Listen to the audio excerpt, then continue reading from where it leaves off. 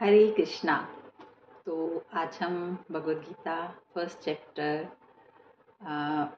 कुरुक्षेत्र के युद्ध स्थल में सैन्य निरीक्षण, जो हमारा फर्स्ट चैप्टर, उसका आज सेकंड श्लोक लेंगे। इस श्लोक को पहले हम रिसाइट करते हैं और फिर इसका अनुवाद का मीनिंग जानेंगे और फिर इसका डीप मीनिंग जानेंगे। संजय उवाच दृष्टा तु पाण्डवानीकं व्यूढं दुर्योधनस्तदा आचार्यम् उपसंगमे राजा वचनम् अब्रीत। संजय उवाचा, संजय ने कहा। क्या कहा? दृष्टा तु पांडवानीकम व्यूढम। व्यूढम मीन्स व्यू रचना, पांडवानीकम मीन्स पांडवों की सेना, दृष्टा मीन्स देखा। तो पांडवों की सेना की व्यू रचना को देखकर दुर्योधन ने क्या किया? आचार्यम उपसंगमय। आचार्य मीन्स गुरु, अपने गुरु के पास गया और क्या हुआ वहां? फिर वचनम, राजा वचनम अब्रवीत। तो उसने फिर वचनम मीन्स शब्द, अब्रवीत मीन्स कहा। तो अपने गुरु के पास जाकर उसने ये कहा। तो जो अभी हम इसके तात्पर्य में जानेंगे। तो इसका अनुवाद क्या हुआ कि संजय ने कहा, हे राजन, पांडु पुत्रों द्वारा सेना की व्यूह रचना देखकर राजा दुर्योधन अपने गुरु के पास गया और ये शब्द कहे। तो पहले थोड़ा सा संजय के बारे में जानते हैं। संजय जो थे धृतराष्ट्र के मंत्रालय में थे और उन्होंने पूरी भगवद गीता में 41 श्लोक बोले हैं। उनको उनके गुरु महाराज शील व्यासदेव जी से एक दिव्य दृष्टि मिली थी, जिससे वो दूर की घटनाओं को अपने मन के भीतर देख सकते थे। तो संजय वहां पे नहीं है युद्ध स्थली में, लेकिन क्योंकि उनको ये दृष्टि मिली हुई है, अपने दिव्य दृष्टि मिली है अपने गुरु से, तो वो सारा लाइव टेलीकास्ट कर रहे हैं धृतराष्ट्र को। तो ये देखा जाए तो ये हमारा जो फर्स्ट श्लोक था, जो हमने किया था, कि जिसमें धृतराष्ट्र संजय से पूछते हैं कि धर्मस्थली कुरुक्षेत्र में एकत्रित हुए मेरे पुत्रों ने और पांडवों ने क्या किया। तो संजय उस फर्स्ट क्वेश्चन का रिप्लाई दे रहे हैं।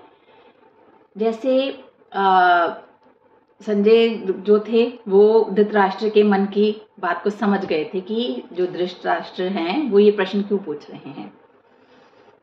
उन्होंने कहा, उनके मन में यही भय था ना कि जो धर्मस्थली है कुरुक्षेत्र, कहीं उसका प्रभाव मेरे पुत्रों पे तो नहीं पड़ा, कहीं वो युद्ध करने के लिए बैकअप तो नहीं कर रहे, कहीं वो युद्ध करने से मना तो नहीं कर रहे हैं। तो संजय इस श्लोक में उनको बताना चाहता है कि हे राजन, टेंशन मत लीजिए, उस धर्मस्थली का, कुरुक्षेत्र भूमि जो पवित्र स्थान है, उसका आपके पुत्रों के ऊपर कोई प्रभाव नहीं पड़ा। जो आपका बेटा है दुर्योधन, वो कहाँ पे गया है? अपने गुरु के पास गया है। तो अभी हम दुर्योधन की मानसिकता को समझते हैं कि जो दुर्योधन, जब उसने अपनी सेना की व्यूह रचना को देखा तो एक तरह से वो भयभीत हो गया, मतलब उसको अंदर से घबरा सा गया। उसको मालूम था कि पांडवों की सेना चाहे छोटी है, लेकिन उस सेना में अर्जुन, भीम और बहुत सारे शक्तिशाली योद्धा हैं। तो इसलिए वो अपने गुरु के पास गया। गुरु के पास क्यों गया? क्योंकि उसको मालूम था कि जो गुरु द्रोणाचार्य हैं वो पांडवों के भी गुरु हैं, है ना। तो वो एक रणनीतिक नेता होता है ना, उस रूप में अपने गुरु के पास गया, उनको ये याद दिलाने के लिए कि उनको डर था ना कि ये पांडवों के भी गुरु हैं और अर्जुन से विशेष प्रेम है। उनको ये याद दिलाने के लिए गया कि अभी आप कौरवों के पक्ष में हैं, आपको कौरवों को अपना बेस्ट देना है। और अगर देखा जाए अगर दुर्योधन के बारे में, तो युद्ध होने से पहले ही वो उसने एक अच्छे राजनीतिक और रणनीतिक नेता के रूप में वो पूरे युद्ध का आंकलन कर रहा है ना।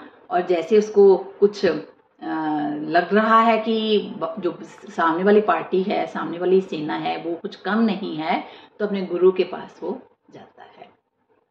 तो आध्यात्मिक संकेत क्या है इस श्लोक का, कि गुरु को अपना दुर्योधन को अहंकार और सत्ता का मोह था। उसको ये मालूम था कि धर्म क्या है, अधर्म क्या है, लेकिन वो अधर्म के पक्ष में लड़ा। दूसरा, वो गुरु के पास गया, कोई उसको उनके भीष्म पितामह थे, सेनापति तो वही थे, लेकिन वो गुरु के पास गया कुछ रिस्पेक्ट देने के लिए नहीं गया, चालाकी से गया, गुरु को अलर्ट करने के लिए। आगे के श्लोकों में हम देखेंगे कि कैसे वो व्यंग करता है अपने गुरु के ऊपर कि आपको हमारी तरफ से युद्ध करना है। प्रभुपाद जी कहते हैं कि उसको अपने गुरु की निष्ठा पर संदेह था, तो तभी तो वो अपने गुरु पे व्यंग करेगा। हम आगे के श्लोक में जानेंगे, 3rd श्लोक में। तो निष्कर्ष क्या है कि एक्चुअल युद्ध शुरू होने से पहले ही मानसिक युद्ध शुरू हो गया। और एक चीज और जो हमें समझ में आई कि चाहे किसी के पास जितनी मर्जी सत्ता हो, क्योंकि दुर्योधन के पास तो भगवान कृष्ण की सारी सेना थी और सिर्फ कृष्णा ही थे जो अर्जुन की तरफ थे।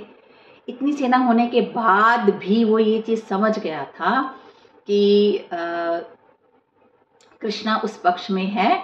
तो व्यूह रचना को जैसे उसने देखा तो वो थोड़ा घबरा गया। जितनी मर्जी किसी के पास सत्ता हो, अंदर से जो ऐसा अधर्मी व्यक्ति होता है वो अशांत होता है, डरपोक होता है।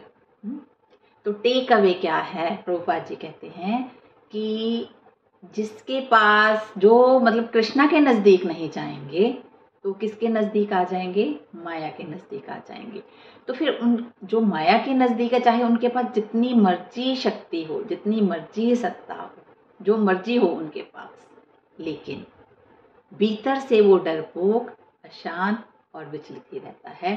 जैसे दुर्योधन के केस में हम देखते हैं, बहुत बड़ी सेना है उसके पास, लेकिन वो विचलित हो गया पांडवों की व्यूह रचना को देखकर और इमीडिएटली अपने गुरु के पास गया। हरे कृष्णा। अब हम 1.3 नेक्स्ट करेंगे और उसमें हम देखेंगे किस तरह से वो अपने गुरु के ऊपर व्यंग करता है। हरे कृष्णा। Thank you.